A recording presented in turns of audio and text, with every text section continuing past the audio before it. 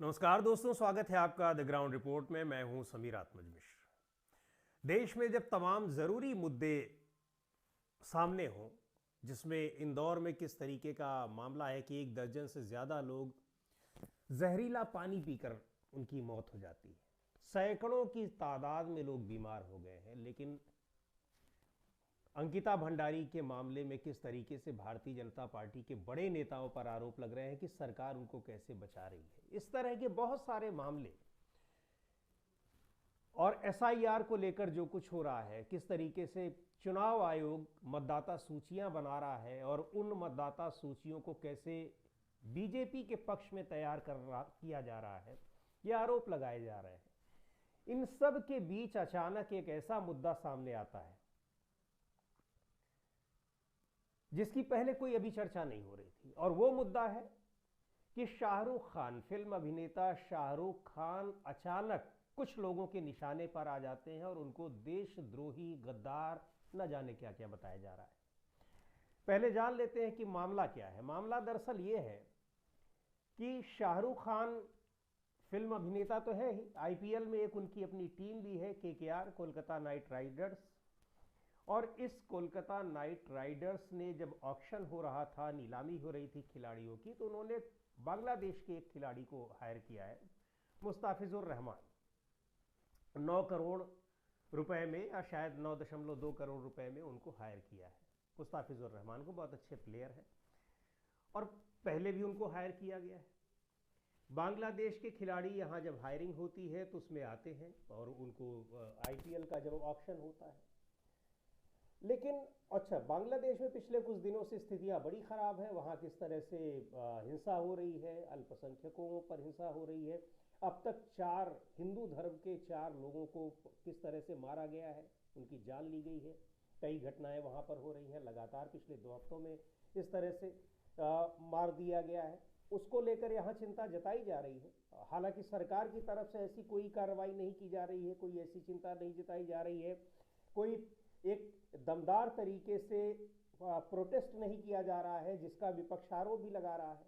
बयान जरूर जारी किया गया है, लेकिन इन घटनाओं में, बांग्लादेश में जो कुछ हो रहा है, उन घटनाओं के बीच अचानक शाहरुख खान की केकेआर टीम ने, यानी कोलकाता नाइट राइडर्स ने, जो मुस्ताफिजुर रहमान को लिया है आईपीएल खेलने के लिए, उनको खरीदा है। एक तरीके से आईपीएल की भाषा में यही कहा जाता है। हालांकि ये शब्द बड़ा, खिलाड़ियों को खरीदा गया, ये अच्छा नहीं लगता, लेकिन खेल की उस भाषा में कहा ही यही जाता है।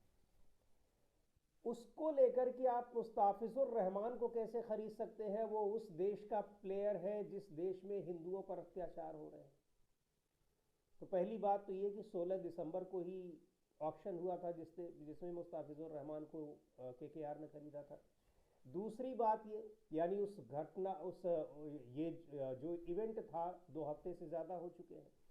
बांग्लादेश की घटनाएं भी पिछले काफ़ी समय से हो रही हैं, 2 हफ्ते क्या, महीने भर से ज़्यादा हो गए हैं। वहाँ लगातार स्थितियाँ खराब हैं और हिंदुओं के मारे जाने की खबरें भी 2 हफ्ते से ज़्यादा समय से आ रही हैं। पर अचानक मुस्ताफिजुर रहमान का मामला कैसे आ जाता है? तो हुआ ये कि बीजेपी के एक नेता हैं, एक काफ़ी तेज तर्रार नेता थे, चुनाव भी जीते, विधायक बने, लेकिन चुनाव पिछली बार हार गए। उनको चर्चा में आना है तो कुछ ऐसा मुद्दा उठाना है। संगीत सोम नाम है, सरधना से विधायक रहे हैं उत्तर प्रदेश में, मेरठ में। उन्होंने शाहरुख खान का किसी सम्मेलन में जिक्र कर दिया कि अगर रहमान जैसे खिलाड़ी भारत में खेलने आएंगे तो एयरफोर्स से बाहर कदम नहीं रख पाएंगे, हम दावे के साथ कह रहे हैं। समझना चाहिए शाहरुख खान जैसे गद्दारों को कि जिस तरीके की गद्दारी आप देश के साथ कर रहे हैं, आपको यहां तक अगर आज पहुंचाया तो इस देश के लोगों ने पहुंचाया। आपको अगर पैसा मिलता है तो यहां के देश के लोगों से मिलता है, लेकिन आप उस पैसे से देश के साथ गद्दारी करते हैं। आप कभी पाकिस्तान को चंदा देने की बात करते हैं, कभी रहमान जैसे खिलाड़ियों को खरीदने की बात करते हैं। ये देश में अब नहीं चलेगा, इन गद्दारों की देश में कोई जगह नहीं रहेगी, ये मैं कहना चाहता हूं। से ये मुद्दा उठ गया कि भाई शाहरुख खान देशद्रोही है, गद्दार है। तमाम ऐसे कथावाचक जो सरकार के समर्थन में, सरकार को खुश करने के लिए हर समय उतावले रहते हैं। बिल्कुल ऐसे ही मैं कह रहा हूं, क्योंकि सरकार के खिलाफ सरकार धर्म के विरुद्ध भी कोई काम कर रही होती तो इन लोगों की आवाज़ नहीं निकलती। देवकी नंदन ठाकुर हैं, रामभद्राचार्य हैं, इस तरह के कई लोग, ये सब शाहरुख खान को गद्दार बता रहे हैं, देशद्रोही बता रहे हैं। वहाँ के प्लेयर को ले आए, और आपको पता होगा कि अभी बेगम खालिदा जिया जो बांग्लादेश की पूर्व प्रधानमंत्री थी, उनका निधन हुआ। उनके बाद उनके अंतिम संस्कार में हमारे विदेश मंत्री एस जयशंकर साहब गए। वहाँ उन्होंने पाकिस्तान के नेताओं से भी मुलाकात की। वहाँ के स्पीकर से हंसते हुए, हाथ मिलाते हुए तस्वीर जयशंकर साहब की काफ़ी वायरल हुई। आपने देखा होगा कि एक शब्द किसी ने नहीं बोला कि एस जयशंकर वहाँ क्यों गए उस बांग्लादेश में, और उस बांग्लादेश में जाकर भी वो पाकिस्तान के नेताओं से किस तरीके से मिल रहे हैं। एक भी ट्वीट किसी का, एक भी शब्द, एक भी बयान इनमें से किसी का भी नहीं आया होगा। लेकिन मुस्ताफिजुर रहमान को अगर लिया गया है, वो भी 16 दिसंबर को, इतना पहले, उसको लेकर आज हंगामा मचा हुआ है। दरअसल इस हंगामे के पीछे भी एक बड़ा कारण है। ऐसा नहीं है कि ये अचानक से ये मामला क्यों आ गया। तमाम जो ज़रूरी मुद्दे होते हैं, उन मुद्दों से को रिप्लेस करने के लिए कुछ ऐसे बेतुके मुद्दे लाकर खड़े कर दिए जाते हैं। एक बात और बताएं, ये जो मामला उठ रहा है, तो जो केकेआर टीम है वो अकेले शाहरुख खान की नहीं। केकेआर में शाहरुख खान भी है, ये ज़रूर है कि उसमें शाहरुख खान की हिस्सेदारी ज़्यादा है। दूसरी ओर ये भी है कि उसमें जो फिल्म अभिनेत्री हैं जूही चावला, वो भी हैं, जय मेहता हैं बड़े हिस्सेदार। उनके खिलाफ कोई आवाज़ नहीं उठ रही है। क्यों नहीं उठ रही है? जाहिर सी बात है कि शाहरुख खान मुसलमान और उनकी टीम ने खरीद लिया है। एस जयशंकर चले गए तो कोई दिक्कत नहीं है, एस जयशंकर जाए वहाँ, लेकिन वो प्लेयर आकर, अच्छा एक बात और, शाहरुख खान गए अचानक और बांग्लादेश से प्लेयर उठा लाए, ऐसा भी नहीं होता। आपको पता है कि आईपीएल में प्लेयर्स का एक बंच है, एक पूरा का पूरा उनका एक समूह है, और वो रहते हैं, सबकी अपनी एक बेस प्राइस होता है, उनकी बोली लगती है, जो टीम जिसको चाहती है खरीद लेती है। उसी तरीके से मुस्ताफिजुर रहमान को केकेआर ने खरीद लिया। और ये जो खिलाड़ियों का बंच है, इसके लिए कौन जिम्मेदार है? बीसीसीआई जिम्मेदार। और उस बीसीसीआई के सर्वे सर्वा कौन है? बीसीसीआई के सर्वे सर्वा है वो जय शाह। उनको कौन बोल सकता है? उनमें मुझे नहीं लगता कि रामभद्राचार्य कभी बोल पाएंगे उनके खिलाफ कि क्यों उस खिलाड़ी को, बांग्लादेश के खिलाड़ी को ऑक्शन में क्यों लाया गया। लाया भी गया तो कोई कहे उनसे कि इस खिलाड़ी के ऑक्शन को रद्द कर दिया जाए। किसी में हिम्मत नहीं है कि इनसे कह दे।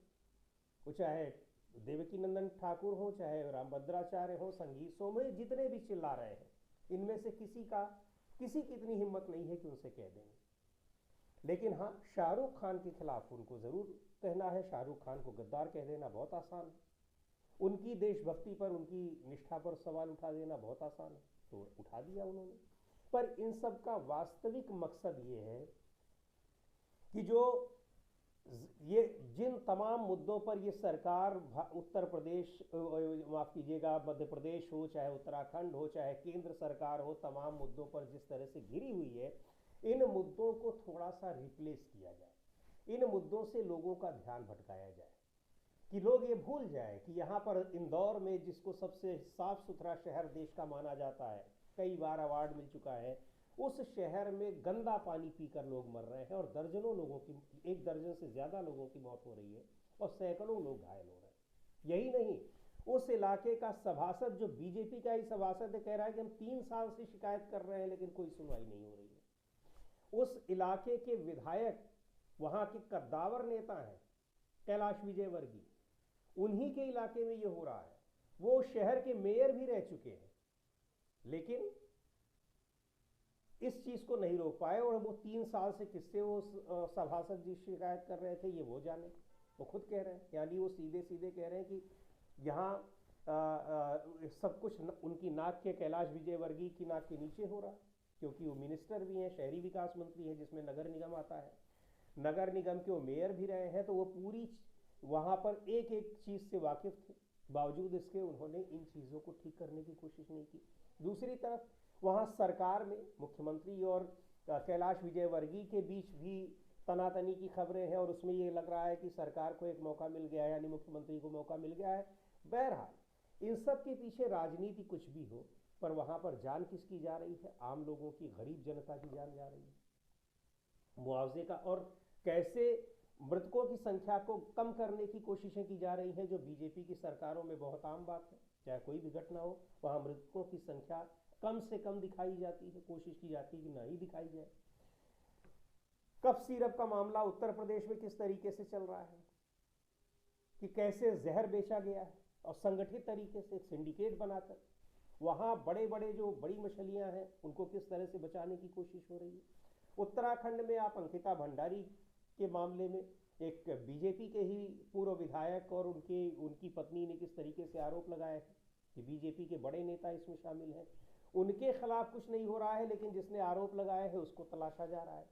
तो इन सारे मुद्दों के बीच अचानक इस मुद्दे को ले आना, इसके पीछे यही सोची समझी रणनीति है। और ये लोग अचानक नहीं ले आए हैं, निश्चित तौर पर इनको कहा गया है कहीं न कहीं से कि आप इस मुद्दे को खूब गरमाइए, और ये गरमाएंगे। और एक मीडिया ऐसा है जो इनके मुद्दों, इनकी बातों को जमकर दिखाएगा। कुछ मुस्लिम लोग हैं जो इन बयानों का विरोध करेंगे, इन पर मीडिया में बहस होगी, और जो ज़रूरी मुद्दे हैं उनसे लोगों का ध्यान भटका दिया जाएगा। पर यह टेक्निक अब काफ़ी पुरानी हो गई है, 1 दशक से ज़्यादा हो गए हैं। लोग अब इन मुद्दों को बहुत ज़्यादा भाव नहीं दे रहे हैं, तवज्जो नहीं दे रहे हैं। वो सीधे सवाल पूछ रहे हैं। सोशल मीडिया पे मैं देख रहा हूँ लगातार पूछा जा रहा है कि भाई आप केकेआर की टीम है तो उसमें केवल शाहरुख खान ही दोषी नहीं है, आप शाहरुख खान की ही निष्ठा, उनकी देशभक्ति पर सवाल क्यों उठा रहे हैं?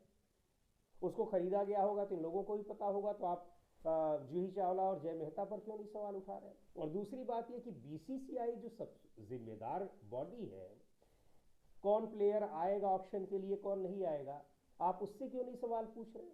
तो सबको पता है ये सवाल किससे पूछ रहे हैं, किस पर आरोप लगा रहे हैं, और किससे पूछने की इनकी हिम्मत नहीं। तो आज की वीडियो में इतना ही। अगले वीडियो में फिर मिलेंगे एक नए विषय के साथ, एक नए मुद्दे के साथ। द ग्राउंड रिपोर्ट के यूट्यूब चैनल को आपने अब तक सब्सक्राइब न किया हो तो ज़रूर कर लें। हमारे वीडियोस को लाइक करें, शेयर करें, और अपने सुझाव भी हमें ज़रूर दें।